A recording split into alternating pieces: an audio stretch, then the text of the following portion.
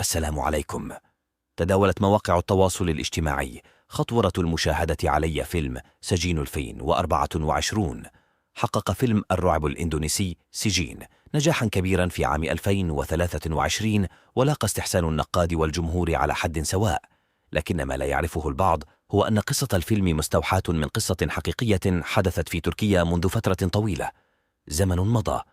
تبدأ القصة بفتاة تدعى سارة تعيش في اسطنبول مع زوجها مصطفى. تعاني سارة من مشاكل نفسية، فهي تعاني من الهلوسة والاضطرابات النفسية. القصة الحقيقية لفيلم سجناء سجين. وفي أحد الأيام قررت سارة اللجوء إلى السحر الأسود أملا في علاج مشاكلها النفسية. القصة الحقيقية لفيلم سجين.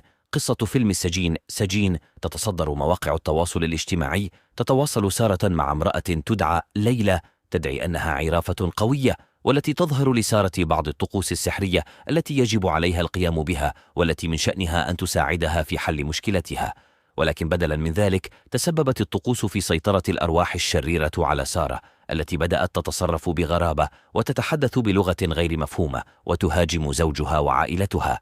الجمهور يتفاعل مع قصة فيلم الأسير سجين، قصة حقيقية درامية تمزج بين الرعب والتشويق والدراما الاجتماعية. يسلط فيلم السجين الضوء على مخاطر اللجوء إلى السحر الأسود، وكيف يمكن أن يؤدي إلى عواقب كارثية.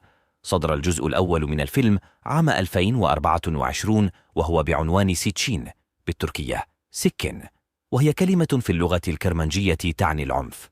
ويقال أيضا أن كلمة سيسين مأخوذة من القرآن الكريم وتعني أدنى مستوى من الدرك. نوصي بعدم مشاهدة مثل هذه الأفلام في المنزل، حيث أن هناك تعويذة حقيقية تستخدم لإعداد الجان والعفاريت. أماكن عرض الفيلمين المصريين سجين والسجين رقم 7.